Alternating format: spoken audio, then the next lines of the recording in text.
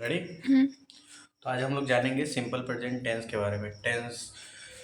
Simple present tense का क्या पहचान होता है? सिंपल प्रेजेंट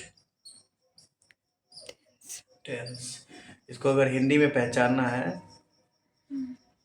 तो अंत में लगा होता है ता है, ती है, ती है, ते है। ते है। अफर्मेटिव में आते हैं तो जैसे कोई सेंटेंस होता है, जैसे कि मैं तुम्हें पढ़ाता हूँ, तो इसका बनाते कैसे, इसका स्ट्रक्चर पहले लिख लेते हैं। स्ट्रक्चर होता है सबसे पहले सब्जेक्ट को हम शॉर्ट में एस लिखें। हम्म, इसके बाद V1 या V5 दोनों में से एक चुनना होता है। हम्म, इसके बाद ऑब्जेक्ट लगाते हैं। एग्जाम्पल के तौर पर जैसे सब्जेक्ट की जगह पर हम आई ले लिए हम्म, और आई के साथ हम प्ले लगाए, हम्म, फिर ऑब्जेक्ट लिए क्रिकेट। अब यहाँ पर ये देखना है कि V1 कब लगाते हैं और V5 कब लगाते हैं। तो यहाँ पे नोट कर देते हैं, he, she, हम्म, it या किसी नाम के साथ भर 5 लगता है, यानी कि एस या एस लगता है। जैसे कि हम ही लिखे, ही के साथ प्ले या प्लेज में से चुनने को कहा जाए तो क्या होगा? ही के साथ प्लेज प्लेज, लगेगा। अब रहा आई के साथ, तो आई के साथ क्या होगा? प्ले होगा प्ले या होगा। प्लेज होगा? प्ले होगा, है ना। हम्म, तो ही से इट या नाम थर्ड पर्सन का सिंगुलर नंबर हुआ, तो इसके साथ लगेगा एस या एस। सिंपल प्रेजेंट टेंस में फिर से रिपीट करते हैं पहचान। जब कोई सेंटेंस हिंदी में लिखा होगा तो उसके लास्ट में ता है, ती है, ते है। जैसे कि माँ खाना बनाती है, हम्म, माँ खाना बनाती है। तो मदर कुक या कुक्स, कुक्स होगा, हम्म, कुक्स फूड।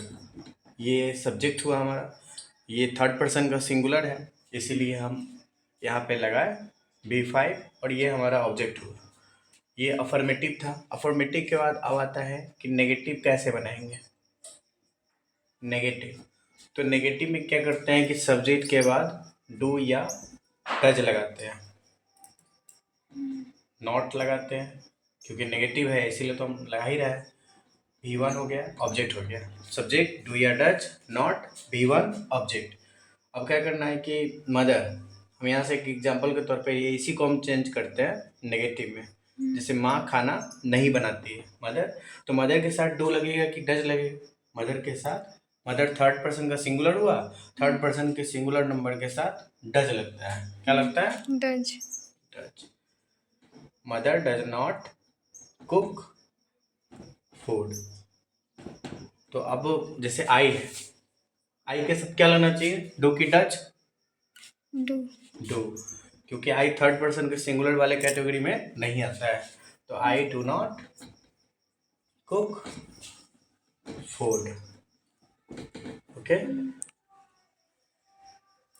इसके आगे इंट्रोगेटिव बनाना है।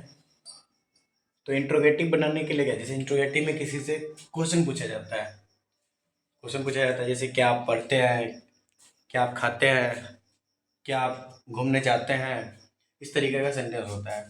तो इंट्रोगेटिव में डू डज को पहले कर देना होता है, डू या डज पहले आ जाता है। इसके बाद subject V1 object, question mark लग गया। जैसे हम किसी से क्वेश्चन पूछ सकते हैं, डू यू रीड, क्या आप पढ़ते हैं?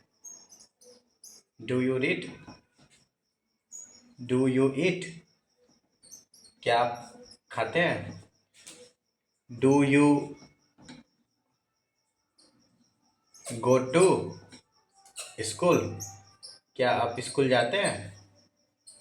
इसी तरीक़ा से इंट्रोगेटिव नेगेटिव में सब्जेक्ट के बाद नॉट आ जाएगा, डू या डज, सब्जेक्ट के बाद नॉट लग जाएगा। क्या आप नहीं खाते हैं? Do you not eat food, क्या आप नहीं सोते हैं? डू यू नॉट स्लीप, क्या आप स्कूल नहीं जाते हैं? Do you not go to school.